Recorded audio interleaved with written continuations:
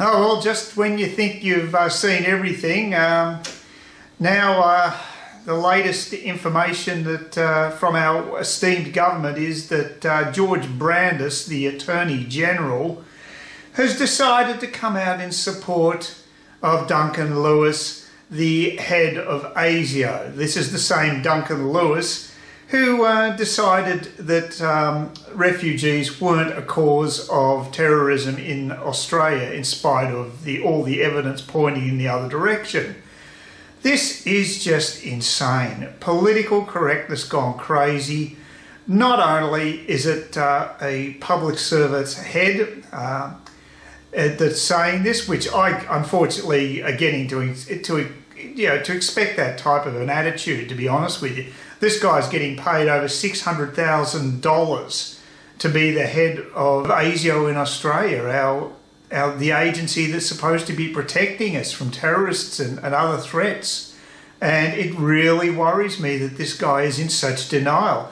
But worse still is George Brandis, the Attorney General, backs him up 100%.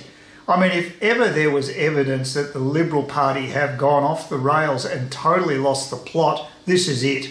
I mean, there is talk from Richo of all people, Graham Richardson, who is the notorious head counter, numbers man from the Labor Party in the past. He's got some connections with the Liberal Party, and the word is the knives are being sharpened on Malcolm. There could well be a move late in June, and it doesn't come soon enough as far as I'm concerned, and I'm sure many Liberal backbenchers are concerned right now because they can see themselves going down in the abyss. This government just doesn't have a clue. They have absolutely no empathy with the grassroots supporters, and this sort of decision by Brandis to back up the Asio boss in the light of just evidence being totally against what he's saying, because it's just politically correct to say that it can't be Muslim terrorists that are causing these terrorist acts to take place. They're not refugees. As a matter of fact, the only one he mentioned, the only one that the Asio boss actually mentioned was a right-wing terrorist. I mean, he'd do anything to avoid actually having to point the finger at the people that are causing the problems. And this really is a worry if they're in that much denial. So, it's interesting on a day when in this block of flats that I live, they're covering the soil with compost, and it's just perfect. It stinks to high heaven round here, and it stinks to high heaven in Canberra.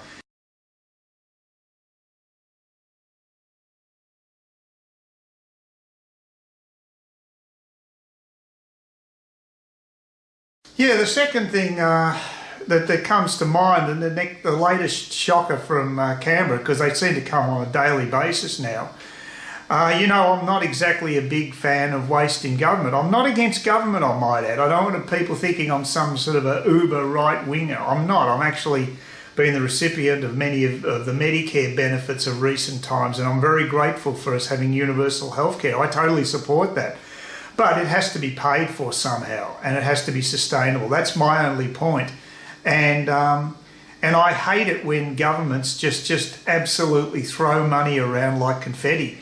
And the classic example currently is the Defence Department, not only because, well, the biggest blunder by them is that $50 billion contract just to buy a few votes in South Australia for submarines that just will never be, you wonder if they're ever going to be delivered, if they're ever going to be of any use, and they're downgraded from the original specs and we pay more for them.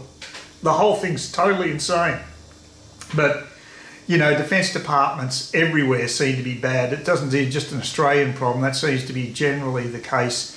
The American Defence Department can overspend as well. But that doesn't mean we should accept the situation. We should still be scrutinising it. But this latest thing, this is small beer by their standards, but it's still money that the public have paid into the coffers of the government. It's $2 million basically to a media consultancy firm that the Defence Department has paid, simply so that they can handle being questioned by politicians in parliamentary committees. You know, it's just crazy. So there's a PR firm, a Victorian-based PR firm, which is basically teaching these senior defence officials how to dodge questions and dodge the truth. Seriously, why are we paying them for this? This is ridiculous. So why would we be wanting to put roadblocks in between the truth and these officials? It's the last thing you'd want. And how dare they think they can spend our money doing it?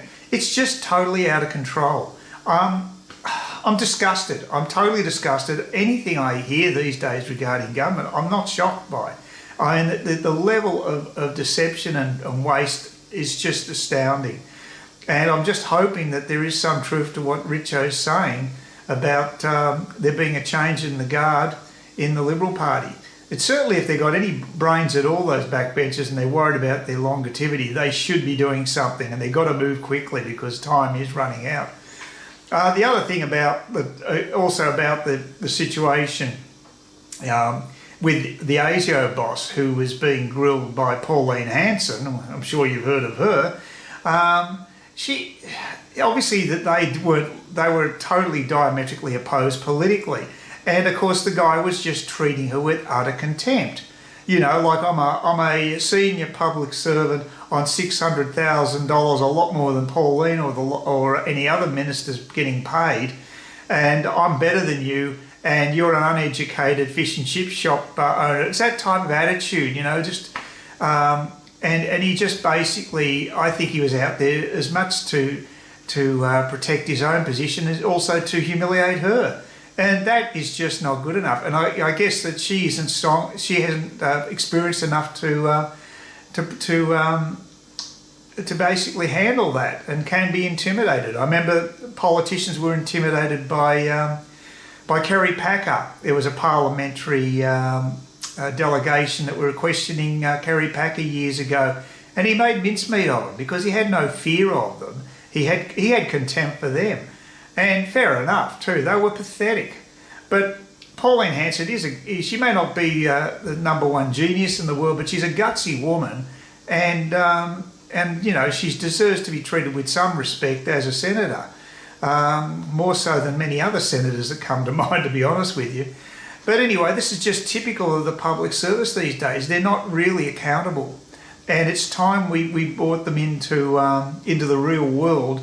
And maybe a few heads should roll just to make these people a little more responsive to what the public want, and not so insular that they are these days. They just don't seem to care about the public at all.